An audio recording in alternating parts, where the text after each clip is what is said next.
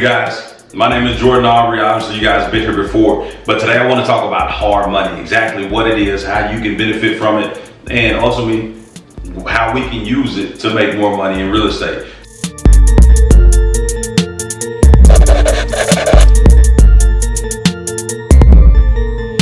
Hey, so we talk about hard money, exactly what it is. Hard money is just asset lending, right? It's just asset-based lending. Asset-based lending.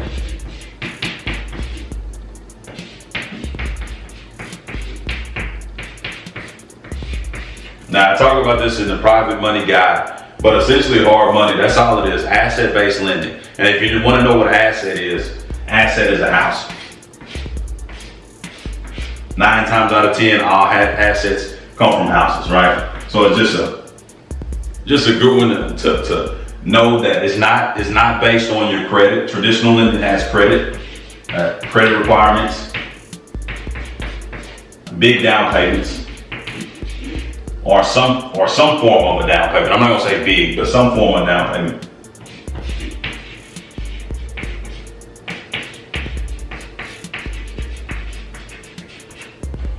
Right, so that's typically what it's gonna take. You need tax returns, right? There's so many things that can, tax returns from the same job, you gotta be there for 2 years or longer. There's so many things that can actually knock you out of getting this particular loan, right? The property gotta be fixed up. You typically can't get them at a big discount. Yeah, if it's nice, but typically it has to be a property that's typically okay, pass inspection, can't have foundation issues, can't have a problem. This right here is asset-based lending. So they look at the asset for what it can possibly return you, right? That's all they're doing. What can this particular asset return you? And that's all we're looking for. So they know they're gonna look at this property, they're gonna say, okay, it's worth this, right? Which is your ARV, you already know that. It's worth 100,000. You got it under contract for 50,000 and need 20,000 in repairs. That sounds like a good deal. We're going to give you a loan. Hey, congratulations, Jordan, you're approved. Right? That's exactly what the hard money company is going to do. But essentially, that's what it is. Asset-based lending. That's all it is. Now, on average, and this is what you got to shop around for to look for. But on average, these are the terms for hard money. Typically, they give you anywhere from a 6 to 12 month term. 9 times out of 10, they're going to be from anywhere from 11, which is the only hard money I've ever gotten, 11 to 14% interest. APR, interest rate, that's essentially what it is. So you got all those particular instances right there where you got asset-based lending. High interest, that's the only knock on hard money is high interest, short-term lending, but it's strictly for you to be able to go into that particular property and fix it up and then flip it. So we've taken out a lot of hard money loans before. It's all asset-based lending. I know a company, if you need one, I know a company. I'll make sure I drop the link down below. That way you guys can reach out to them and see if you guys can get some money from them. But essentially 6 to 12 months on terms, 14 that. And typically they do some down payment, some form of a down payment. What's coming now, not coming when I was going up, doing the business, but what's coming now is they want a big form of a down payment if you're not at the 70% minus repairs rule. And some people, they've even got more aggressive and went ahead and put that 10% regardless, right? So you're seeing a lot of, it used to be 2 points down, which 2 points is just 2 percentage points. So if you're borrowing $100,000,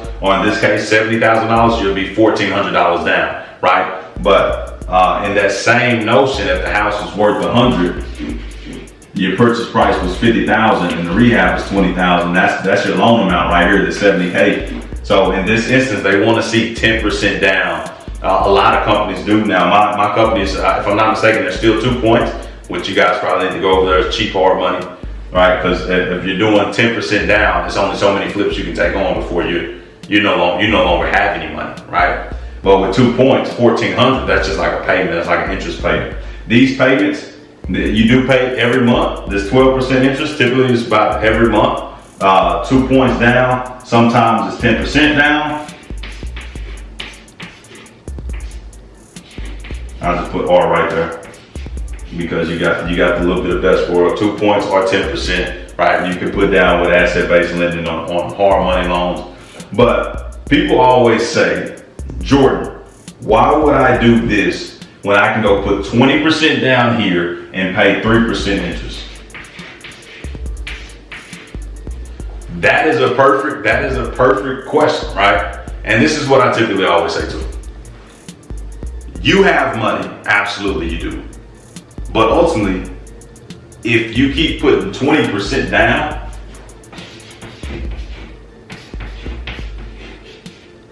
if you keep putting 20% down, essentially what you're going to end up is no money. And you'll be real life poor and real estate rich. And that's not a place where you want to be when we're talking about real estate investors. Obviously, if some people got to knock themselves on the head to understand that, but that's not where you want to be. You want to always make sure you got money in the bank for a rainy day, regardless of what the situation is. That way you'll always be taken care of no matter what. But let's face it, everybody's doing this for either the first time, the 10th time, the 20th time. But essentially, you've been a newbie at least once in this particular industry. I don't care how many house you flipped, you've been a newbie once.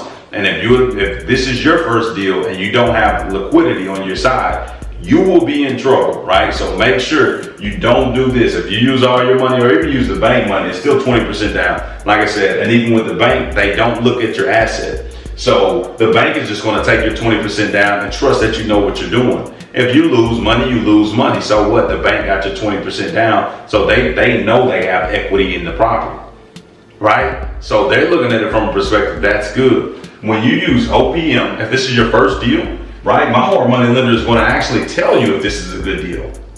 You know what? And if it's even better than what you think, they may even allow you to roll in some of this percentage points because you have the equity built into the deal, right? So that's the benefits of going through a hard money lender. If you're a first-time investor, doing it this way, you may do it wrong and end up like me and lose money on a particular deal. But if you are a first-time investor and go through them, they're going to let you know exactly if you're right or if you're wrong. Right? So let's walk over here. We're going to walk over here on this side of the screen. And I want to tell you exactly some of the questions that you need to ask to qualify your particular hard money lender, because I want you to go get that loan, but essentially I want you to be able to find the best deals and not just take a deal because you have to. I want you to be able to go and get your best deal. So let's walk over here with me. Let's do it. So we want to talk about the top 5 things that you should ask, or a couple of questions, the top questions that you should ask a hard money lender when qualifying and seeing if they're the right one for you. So we mentioned some things about down payment. We mentioned everything that you want to hear, but there's some things that's not on that board that I didn't mention, and I want to break down exactly what those are and what you should ask.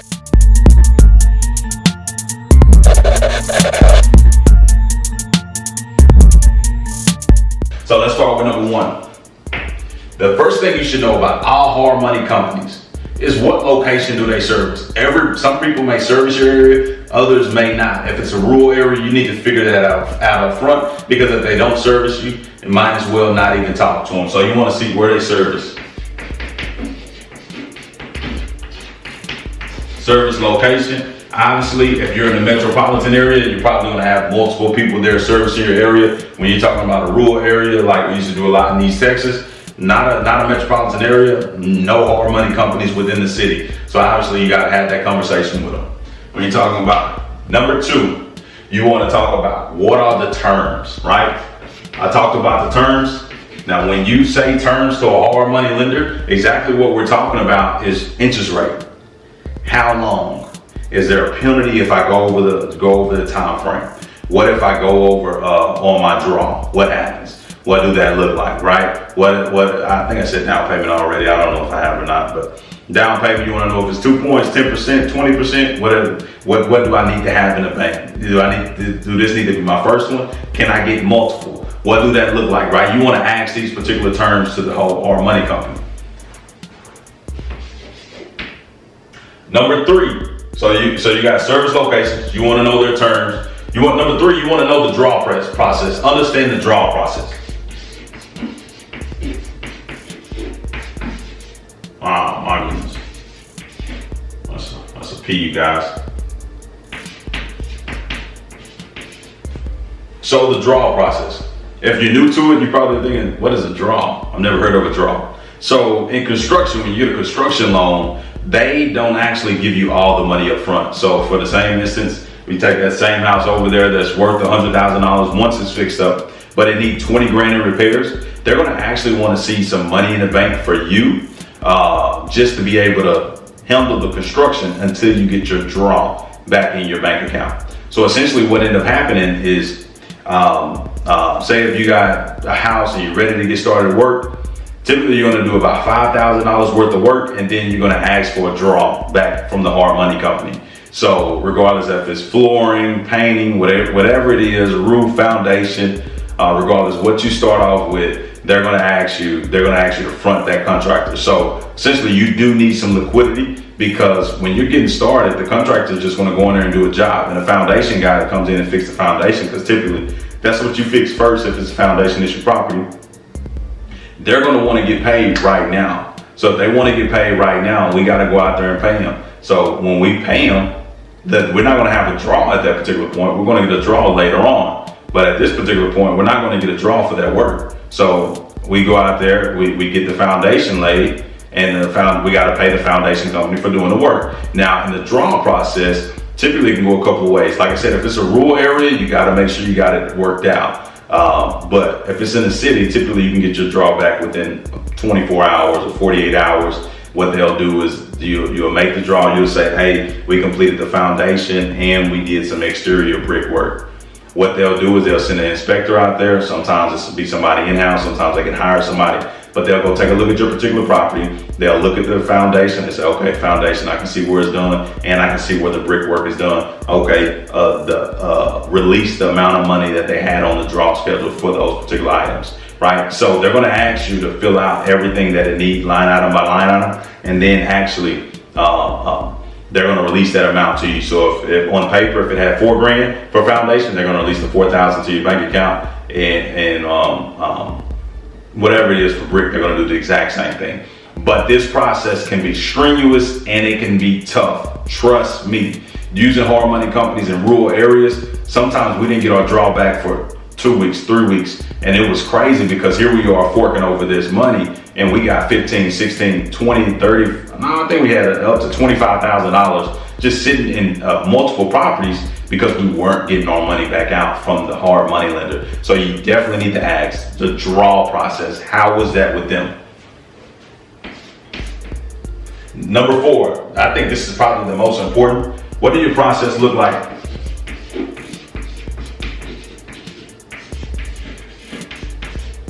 What did your process look like? Now, when I'm talking about this, I'm not necessarily talking about closing. I'm talking about on extensions. Let me put that on extensions. What did your process look like on extensions? And the reason why we talk about on extensions is because 9 times out of 10, if this is your first particular flip and you don't have a mentor, you don't have a crew, you're doing things wrong, you just fly by night, we got a deal, we secure some money, 9 times out of 10, that particular process is going to be longer than 6 months. All right, if you took out a 6 to 12 month loan and you've been sitting on hard money for 13 months, what do that look like? What happens, right? What is your foreclosure rate? That's what I always ask them, and I know it's kind of crazy, but I want to see, do they work with their particular clients, or are they happen to default? Do they have defaults as well? Or are they foreclosing on particular tenants and not working with them? Because this is ultimately asset-based lending. Money will flow, right? But this is asset-based lending. So we want to talk to that particular lender and figure out, hey, is this something you guys are going to work with us on? If we go over 12 months, what do that look like, right? If we go over 6 months, what do that look like? Is it another 2 points down? Is it another 10%? What is that? What kind of origination fees are we putting on that? What do that process looks like for you? So that's essentially what you want to ask. I thought I was going to have 5 questions, but right now I only got 4. But service location, do they service your area?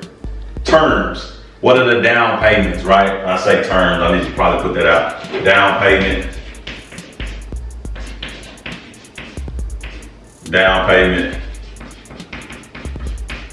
Length of loan,